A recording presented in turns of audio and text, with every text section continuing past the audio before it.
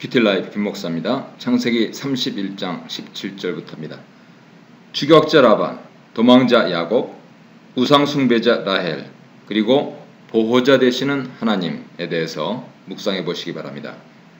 17절로 21절입니다. 아내들의 동의가 있자마자 야곱은 바로 출발 준비를 합니다. 자식과 아내들을 태우고 바단 아람에서 모은 가축과 재산을 몰고 가나안에 있는 이삭에게로 가려고 했습니다. 라반의 집에서 모은 재산이 이렇게 많아졌다 하는 사실이 강조됩니다. 빈손으로 집을 떠난 야곱에게 하나님께서 큰 재산을 주신 것이죠.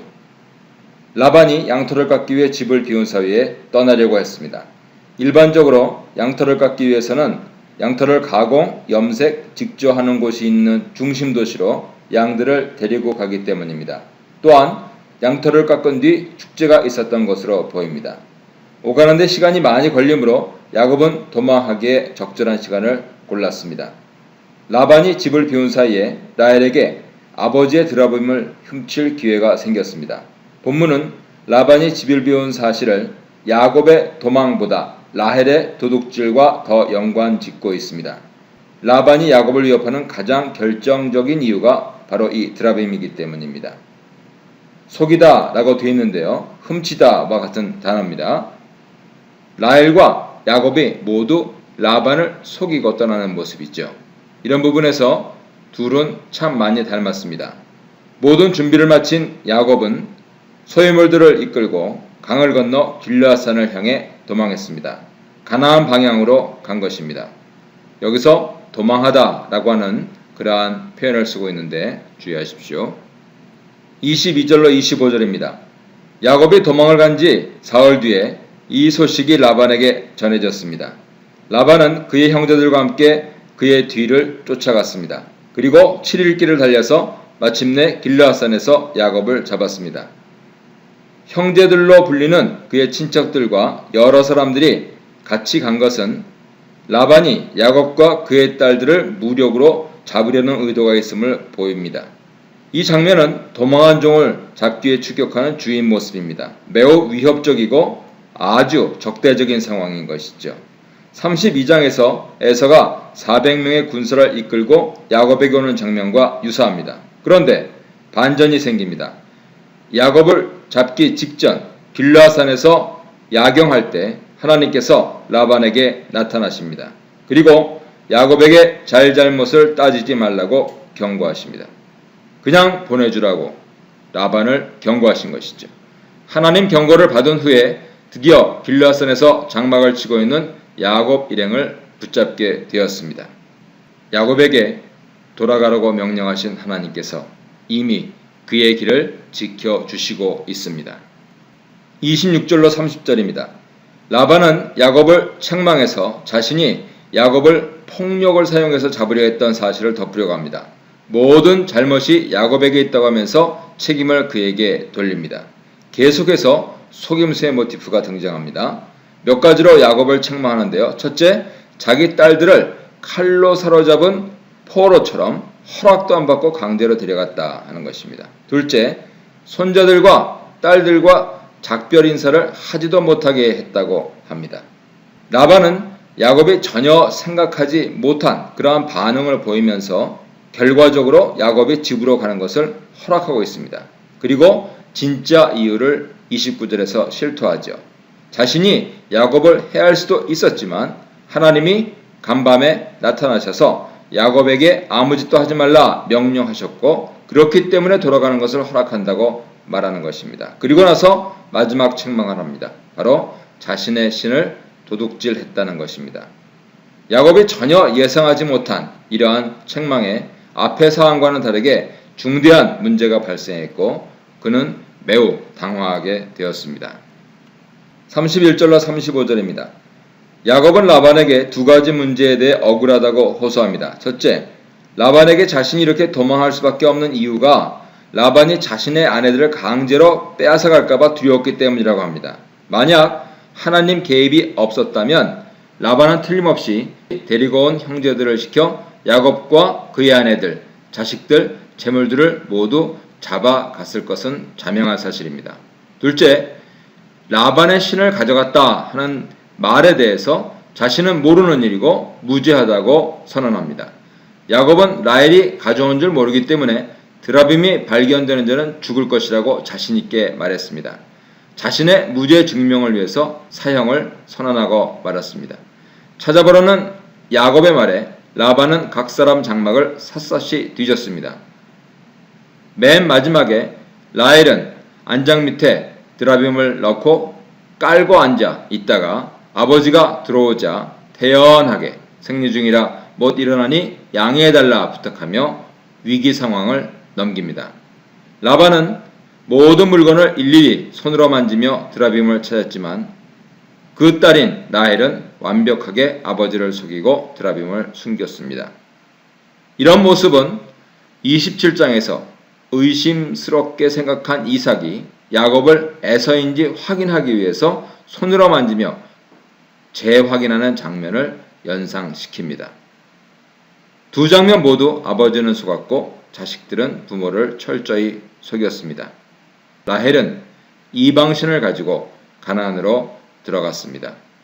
결국 그녀는 온전히 하나님을 섬기지 못했습니다.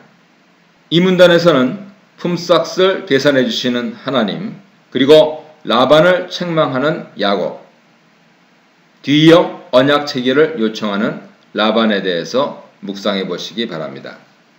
36절로 42절입니다.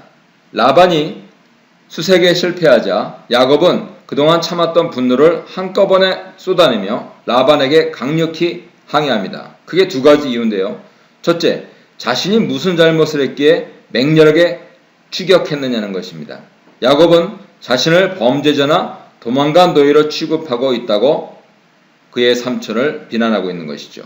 둘째, 야곱의 물건들을 일일이 만져보고 찾았지만 그 어떤 라반의 물건도 찾지 못하지 않았느냐.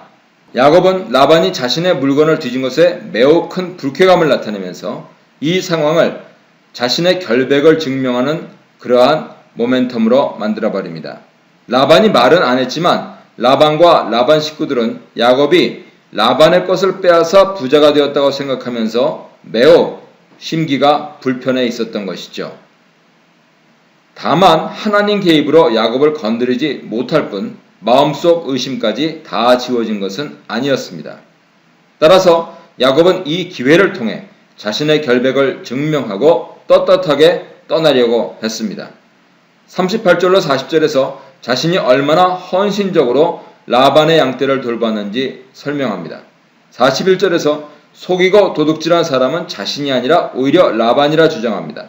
라반이 그동안 얼마나 부당하게 자신을 대했는지 항의하고 지난 20년 동안 자신이 라반의 양떼를 돌보면서 그의 양들이 얼마나 번성했는지 지적합니다. 번성한 이유는 하나님의 은혜 때문이었습니다.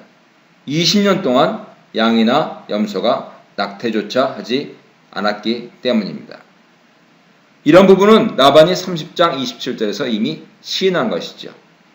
또 다른 이유로 야곱 자신의 노력을 듭니다. 자신은 라반의 양은 순양조차도 먹지 않았을 뿐 아니라 야생 동물들에게서 물려 찢긴 것이나 도둑 맞은 것도 모두 배상했다고 밝힙니다.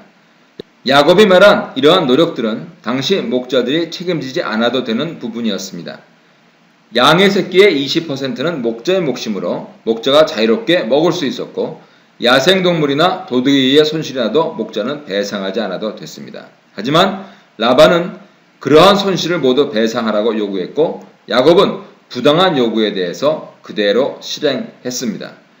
40절에서 야곱은 자신이 밤낮 없이 눈붙일 겨를도 없이 열심히 일했지만 라반은 이런 자신에게 10번이나 품삯을 바꾸어가면서 제대로 지불하지 않았고 여러 사람의 웃음거리가 되게 했다고 앞서 밝혔습니다. 하나님이 자신과 함께 하시지 않았다면 결국 자신은 빈손으로 귀향했을 수밖에 없었다고 주장합니다. 사실 하나님께서 라반에게 나타나지 않으셨다면 라반은 야곱의 모든 것을 뺏고 야곱만 보내거나 가족을 볼모로 못 가게 했을지도 모릅니다.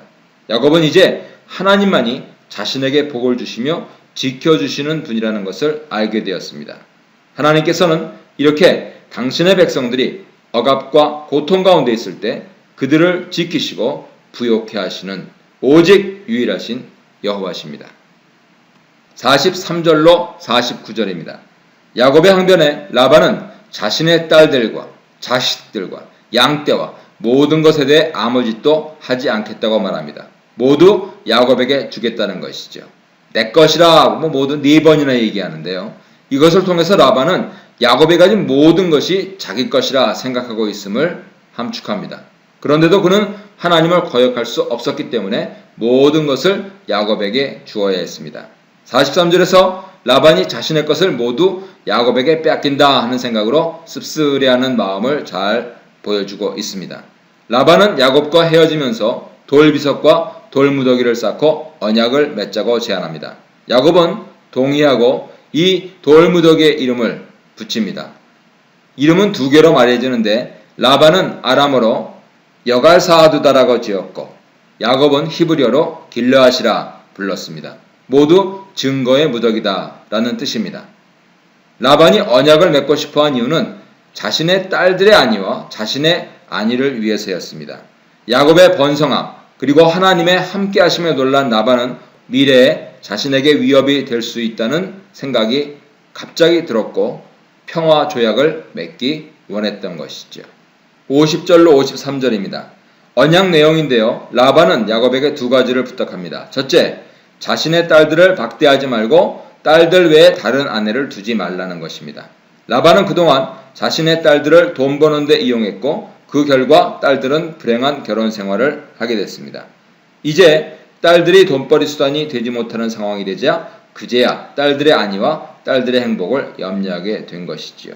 반면에 딸들은 이미 자신의 아버지를 자신들을 팔고 자신의 몫을 먹어버린 파렴치한 사람으로 여기고 버리고 떠나온 터입니다. 따라서 라반의 말에 아무도 진정한 애정이 묻어있다라고는 믿지 않게 되었습니다. 둘째로 라반과 야곱 서로 간에 해치지 말자라는 불가침 조약을 맺자 합니다. 라반은 하나님 때문에 야곱을 공격할 엄두조차 낼 수 없는 상황이기 때문에 이 조건은 야곱이 점점 더 강성해져 자신에게 보복하기 위해 혹시라도 쳐들어올 수 있다는 두려움에서 한 제안입니다. 종처럼 부리던 야곱이 이제는 두려움의 대상이 된 것이지요. 라반은 아브라함의 하나님, 나홀의 하나님을 부릅니다. 이렇게 라반은 다신을 믿으면서 하나님과 다른 신을 같이 증언으로 부르고 있습니다. 반면에 야곱은 오직 한 분, 이삭이 경외하는 하나님 이름만을 부르며 맹세합니다. 야곱은 오직 하나님만을 섬기기로 작정하고 있는 것을 드러내고 있는 것입니다.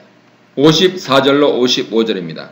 언약 조항을 나눈 야곱과 라반은 그 체결의 증거로 제사를 지내고 언약에 참여한 모든 사람들과 함께 식사합니다. 식사는 언약식의 가장 마지막 순서로 이 평화로운 언약이 체결되었다는 것을 뜻하지요. 이렇게 언약을 체결한 야곱과 라반은 서로 인사를 하고 축복을 한 뒤에 헤어지게 되었습니다. 불가피한 상황에서 라반의 집으로 간 야곱은 4명의 부인들, 12명의 아들들, 1명의 그리고 많은 재물을 가지고 고향으로 향하게 되었습니다. 너무나도 불합리한 상황 속에서 자신의 잘못을 깨달으면서 혹독하게 훈련받은 이것은 다름 아닌 끝까지 인내한 것입니다. 끝까지 인내한 야곱에게 하나님께서는 축복의 약속을 성취해 주신 것이죠. 이런 야곱 모습은 훗날 애굽으로 들어갔던 이스라엘이 어려움 속에서도 많은 자손과 재물을 얻어 나오는 마치 출애굽의 예고편 같은 것입니다. 당신은 얼마나 참고 있습니까?